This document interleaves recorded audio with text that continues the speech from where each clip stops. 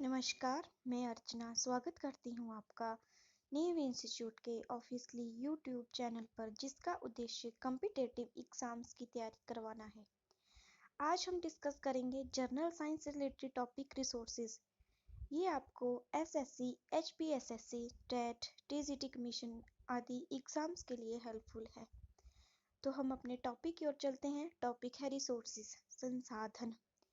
जो human beings हैं वो अपनी लाइफस्टाइल को इजी करने के लिए जो है वो विभिन्न संसाधनों का प्रयोग करते हैं।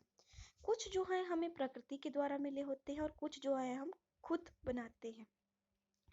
तो जो रिसोर्सेज हैं वो है दो प्रकार के। फर्स्ट है नेचुरल, प्राकृतिक, और सेकंड है मैन मेड, कृत्रिम। नेचुरल है जो हमें प्रकृति से द्वारा मिला गया है, जैसे कि सनलाइट है। सनलाइट जो है हमें प्रकृति से मिलती है, इसे जो हम खुद थोड़ी ना बना सकते हैं। ऑक्सीजन है, कोल है, पेट्रोलियम है, ये जो है हमें नेचुरल मिले हैं। नेक्स्ट है मैन मेड। पहले जो है हम एक जगह से दूसरी जगह पे पैदल जाते थे, तो जो ह्यूमन बीइंग है उसने अपने फायदे के लिए जो है वो सड़कों का निर्माण किया। सड़कों के निर्माण के बाद जब उन्होंने फिर से पैदल चलना पड़ा तो उन्होंने जो है वो ट्रांसपोर्ट का आविष्कार किया। इस प्रकार से जो है ह्यूमन बीइंग अपनी लाइफस्टाइल को इजी करने के लिए जो है वो रिसोर्सेज का यूज करता है। तो ये जो नेचुरल रिसोर्सेज है इन्हें 4 टाइप्स में बांटा गया है। फर्स्ट है ओरिजिन के अकॉर्डिंग, जैसे उत्पत्ति के आधार पर, तो ये है बायोटिक एंड अबायोटिक। तो बायोटिक है जैविक प्राकृतिक संसाधन, और these resources come from living and organic material, कि ये जो है ये हमें जो है वो लिविंग ऑर्गेनिज्म से मिलता है। जैसे कोई चीज जो है वो लिविंग है तो उससे जो है वो हम मिलता है। बायोटिक होता है जैसे जैविक, जैसे हम लोग हैं, हम बायोटिक इन्वायरमेंट में रहते हैं, लिविंग थिंग्स जो है। जैसे कि हमें फॉरेस्ट, जैसे हम जंगल जो है, हमें जो जंगल पेड़ होते हैं वो लिविंग थिंग्स हैं और बायोटिक एनवायरनमेंट में रहते हैं। लेकिन हमें पेड़ों से जो है वो हवा भी मिलती है और विभिन्न प्रकार के जो है वो साधन होते हैं, जैसे लकड़ी मिलती है, पशुओं के लिए चारा होता है पेड़ों से। तो उस प्रकार, और एनिमल जो है, जैसे एक दूसरे एनिमल का जो हम जैसे गाय और भैंस का दूध पीते हैं, तो वो जो है वो भी हमारे लिए एक रिसोर्स ही है। और वो जो है वो एनिमल मतलब लिविंग थिंग्स से जो है वो आता है। नेक्स्ट है इसका अबायोटिक नेचुरल रिसोर्सेज, अजैविक प्राकृतिक संसाधन। अजैविक जैसे मतलब जो लिविंग थिंग्स नहीं है। Those resources are come from non living organic material. ये जो अबायोटिक रिसोर्सेज हैं ये हमें नॉन लिविंग से मिलते हैं, और बायोटिक जो थे हमें लिविंग ऑर्गेनिक मटेरियल से मिलते थे। एग्जाम्पल है वाटर, मिनरल्स, एयर। तो जो हवा है वो लिविंग थोड़ी ना है, लेकिन फिर भी हमें जो है वो मिल रही है। और वाटर है, वाटर लिविंग नहीं है, फिर भी हम हमारी जिंदगी में उसका बहुत ज्यादा रोल है। नेक्स्ट है second part, availability natural resource, कि ये जो है हमें कहाँ कहाँ पे जो है वो अवेलेबल होते हैं। इसका भी फर्स्ट पार्ट है एविक्यूटस नेचुरल रिसोर्स, हर जगह का संसाधन, कि ऐसा कौन सा संसाधन है जो हमें हर जगह पर मिलता है। Those resources are available just about anywhere where you live। जैसे कि हमारी अर्थ पे जो है वो हमें ऑक्सीजन जो है वो हमें हर जगह पे मिलती है। तो ये जो है वो एविक्यूटस नेचुरल रिसोर्स है। ऑक्सीजन है, वाटर हो गया, सॉइल हो गई, जो भी हमें जो है वो संसाधन है ये जो हर जगह पे मिलते हैं। नेक्स्ट है लोकलाइज, स्थानीय। लोकलाइज मीन्स ये कि कुछ जो होते हैं वो हमें थोड़े ही जगह पे मिलते हैं। जैसे कि कई जगह पे जो सोने की खान है तो वो हर जगह पे थोड़ी ना होगी, वो जो है वो कुछ स्थान पे मिलती है।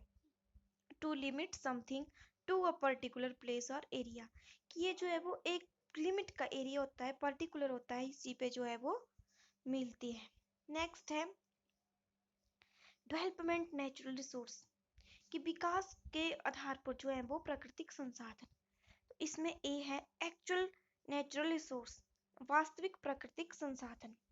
Those resources where we know the total ability of the quantity and quality are called the actual natural resource.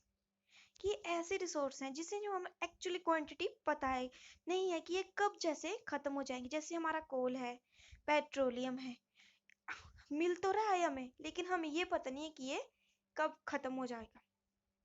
Next है पोटेंशियल नेचुरल रिसोर्स, संभावित संसाधन, resources that are available in particular region and can be utilised future. इसमें भी example आएगा कि जैसे कुछ जगह पे जो है वो कोल, पेट्रोलियम और जैसे सोना चांदी मिलते हैं, तो हम जो है वो ये एक पर्टिकुलर रीजन में मिलते हैं, एक पर्टिकुलर प्लेस में मिलते हैं। तो इसे जो है हमने जो है वो यूटिलाइज करना है, इसे ढंग से यूटिलाइज करना है और हमें इसके फ्यूचर के लिए भी बचा करके रखना है। नेक्स्ट है रिन्यूएबिलिटी नेचुरल रिसोर्स, कि ये जो है वो रिन्यूएबिलिटी मतलब किसके आधार पर ये रिन्यूएबल हो सकते हैं, ये फिर से बन सकते हैं या नहीं बन सकते हैं। तो इसका ए पार्ट है रिन्यूएबल नेचुरल रिसोर्स, अक्षय संसाधन, those resources which can be replacement in short period of time। जैसे कि हम जो है वो सन की रेज लेते हैं, ऐसा थोड़ी ना है कि जो लोग जो है वो ज्यादा धूप में बैठ जाते हैं तो फिर जो है वो सन अगले दिन निकलता ही नहीं है। हम जो ज़्यादा सांस ले लेते हैं तो ऑक्सीजन मिलती नहीं है। ये ऐसे रिसोर्स हैं कि हम जिनका जितना उपयोग करेंगे उतना ही कम है। जैसे कि हम सनलाइट जितनी मर्जी लो, सन के नीचे 2 लोग बैठे हैं, 4 लोग बैठे हैं धूप सेकने के लिए, लेकिन वो थोड़ी ना सन थोड़ी ना कम देगा कि उसकी क्वांटिटी थोड़ी ना कम होगी कि हम जो है वो यहाँ पे 2 लोग बैठे हुए हैं, 20 बैठे हुए हैं तो मैं अपनी क्वांटिटी थोड़ी कम कर देता हूँ। वैसे ही एयर है, अगर एक जगह पे जो 5 लोग सांस ले रहे हैं और वहां पे जो है वो पूरी ऑक्सीजन है, तो ऐसा थोड़ी ना है कि 5 लोग सांस लेंगे तो ऑक्सीजन कम हो जाएगी या फिर ऑक्सीजन जो है वो 5 लोगों में कम कम मिलेगी। तो ये है रिन्यूएबल रिसोर्सेज, क्योंकि ये जो जल्दी से बन जाते हैं। नेक्स्ट है non renewable resource, those resources which can not be replacement in a short period of time. ये ऐसे रिसोर्सेज हैं जो बन तो जाते हैं लेकिन शॉर्ट पीरियड में नहीं बनते। जैसे कोल है, पेट्रोलियम है, इसे बनने के लिए जो है मिलियन ऑफ ईयर्स लगते हैं, इसलिए जो हमें इसे ढंग से यूटिलाइज करना चाहिए। जैसे हम पेट्रोलियम का यूज कर लेते हैं, पाया तो जाता है, लेकिन इसे बनने के लिए जो है वो ये फॉसिल एंड फ्यूल का फॉसिल का बनता है फ्यूल, तो इसे बनाने के लिए जो मिलियन ऑफ ईयर्स लगते हैं। इसे जो है हम यूटिलाइज यूज करते हैं लेकिन जो है वो थोड़ी सावधानी से, और ये जो है वो शॉर्ट पीरियड ऑफ टाइम में नहीं बनता। तो आज के लिए इतना ही। ये टॉपिक जो है वो इम्पोर्टेंट है। अगर आपको कोई चीज़ समझ ना आए तो इसे कमेंट बॉक्स में पूछें। Thanks and have a nice day.